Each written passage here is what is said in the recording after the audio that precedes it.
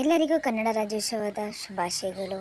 ನಾನಿವತ್ತು ಕನ್ನಡ ರಾಜ್ಯೋತ್ಸವ ಆಗಿರೋದ್ರಿಂದಾಗಿ ನಾನೊಂದು ಆರ್ಟಿಸ್ಟ್ ಆಗಿ ನಾನು ಕನ್ನಡಕ್ಕೋಸ್ಕರ ಕನ್ನಡಿಗಳಾಗಿ ನಾನೊಂದು ಡ್ರಾಯಿಂಗ್ ಮಾಡಬೇಕು ಅಂತ ನಂಗೆ ತುಂಬ ಆಸೆ ಇತ್ತು. ಸೊ ಹಂಗಾಗಿ ಏನು ಮಾಡೋದು ಅಂತ ನಾನು ಥಿಂಕ್ ಮಾಡಬೇಕಾದ್ರೆ ನನಗನ್ಸಿದ್ದು, ನಾನು ಆ್ಯಕ್ಚುಲಿ ಮಂಡಲ ಆರ್ಟ್ ಮಾಡ್ತೀನಲ್ವ. ಸೊ ಹಂಗಾಗಿ ಮಂಡಲ ಆರ್ಟಲ್ಲಿ ಯಾಕೆ ಕನ್ನಡ ರಾಜ್ಯೋತ್ಸವ ಮಾಡಬಾರ್ದು. ಅದರಲ್ಲಿ ನಮ್ಮ ಕನ್ನಡ ರಾಜ್ಯೋತ್ಸವದ 2 ಕಲರ್ ಇದೆಯಲ್ಲ, ಬಾವುಟದ ಕಲರು ಅರಿಶಿಣ ಮತ್ತು ಕುಂಕುಮದ ಯೂಸ್ ಮಾಡಿಕೊಂಡು ನಾನು ಅದನ್ನು ಡ್ರಾ ಮಾಡೋಣ ಅಂತೇಳ್ಬಿಟ್ಟು ಥಿಂಕ್ ಮಾಡಿ ಇವಾಗ ಡ್ರಾ ಮಾಡ್ತಾಯಿದ್ದೀನಿ.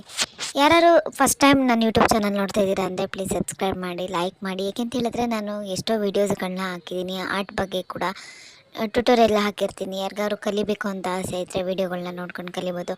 ಯಾರಿಗಾರು ಏನೋ ಡೌಟ್ ಇದೆ ಅಂತ ಹೇಳಿದ್ರೆ ಮೆಸೇಜ್ ಹಾಕಿದ್ರೆ ನಾನು ನಿಮಗೆ ಡೌಟ್ನ ಕ್ಲಿಯರ್ ಮಾಡಿಕೊಡ್ತೀನಿ.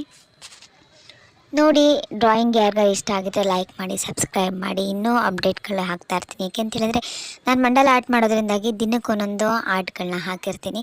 ಸೊ ಹಂಗಾಗಿ ನಿಮ್ಗೆ ಇಷ್ಟ ಆದರೆ ಲೈಕ್ ಮಾಡಿ, ಶೇರ್ ಮಾಡಿ ನಿಮ್ಮ ಫ್ರೆಂಡ್ಸಿಗೆ ಕೂಡ. ನೀವು ಕೂಡ ಕಲೀರಿ. ಫ್ರೀಯಾಗಿ ಹೇಳ್ಕೊಡೋದ್ರಿಂದಾಗಿ ಯಾರು ಬೇಕಾದ್ರೆ ಹಿಂಗೆ ಬೇಕಾದ್ರೆ ಕಲಿಬೋದಲ್ವ.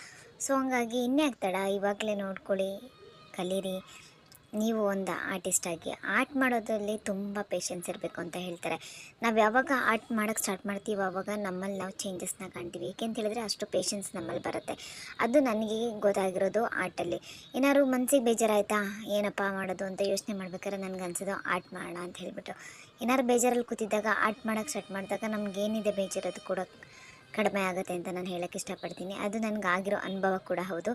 ತುಂಬ ಪೇಷನ್ಸಿಂದ ಮಾಡೋದ್ರಿಂದಾಗಿ ನಮ್ಮಲ್ಲಿ ನಾವು ಪೇಷನ್ಸ್ ತುಂಬ ಹೆಚ್ಚಾಗುತ್ತೆ, ಕೋಪ ಕಡಿಮೆ ಆಗುತ್ತೆ. ಸೊ ಹಂಗಾಗಿ ಯಾರಿಗಾರು ಏನಾದ್ರು ಜಾಸ್ತಿ ಕೋಪ ಇದೆ ಅಂದರೆ ಜಸ್ಟ್ ಆರ್ಟ್ ಮಾಡಿ ಪೇಪರಲ್ಲಿ ಒಂದು ಗೀಚ್ತಾ ಬಂದಾಗ ನಮ್ಮಲ್ಲಿರೋ ಕೋಪನ ನಾವು ಪೇಪರ್ ಮೇಲೆ ತೀರಿಸ್ಕೊಂಡಾಗ ನಮಗಿನ್ನೂ ಕಡಿಮೆ ಆಗುತ್ತೆ.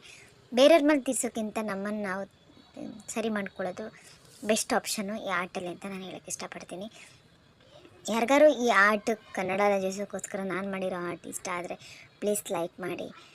ಒಂದು ಆರ್ಟಿಸ್ಟನ್ನು ಬೆಳೆಸಿ ಅಂತ ನಾನು ಕೇಳೋಕ್ಕೆ ಇಷ್ಟಪಡ್ತೀನಿ. ಧನ್ಯವಾದಗಳು.